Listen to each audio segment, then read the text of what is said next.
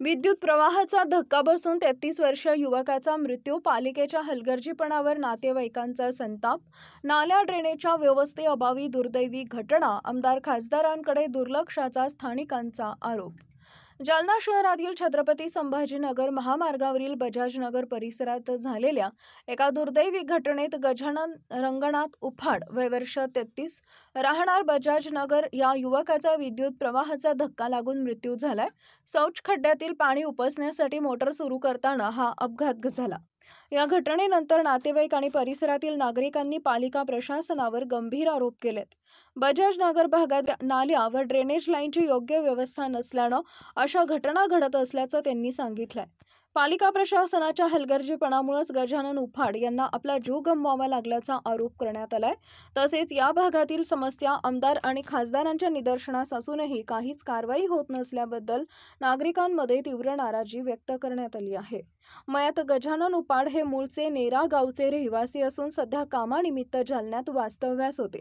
ते एका खाजगी कंपनीत नोकरी करत होते। त्यांच्या पश्चात पत्नी, एक मुलगा आणि एक मुलगी असा परिवार आहे। या घटनेमुळे परिसरात हळहळ व्यक्त केली जात असून अशा प्रकारच्या घटनांची पुनरावृत्ती टाळण्यासाठी बजाजनगर परिसरातील नाल्या आणि ड्रेनेज व्यवस्थेच्या विकास कामांना पालिका प्रशासन प्राधान्य देणार का हे पाहणं महत्त्वाचं ठरणार आहे। काय घटना घडली? आज घटना अशी घडली, एक आमचा गजानन रंगनाथ उफाड हा तरुण मुलगा 33 वर्षाचा आहे। त्याला एक मुलगी आणि एक मुलगा आहे। तो रहिवासी नेरचा आहे, पण इथं कुठल्या तरी आपल्या कामाला कंपनीत आला असताना त्यांनी इथं बजाजनगर मध्ये प्लॉट घेतला आणि घर बांधलं। दुर्दैवाने बजाजनगरचं प्रशासनाने असं वाटोळी केलेलं साहेब, तिथं नाल्या नाही,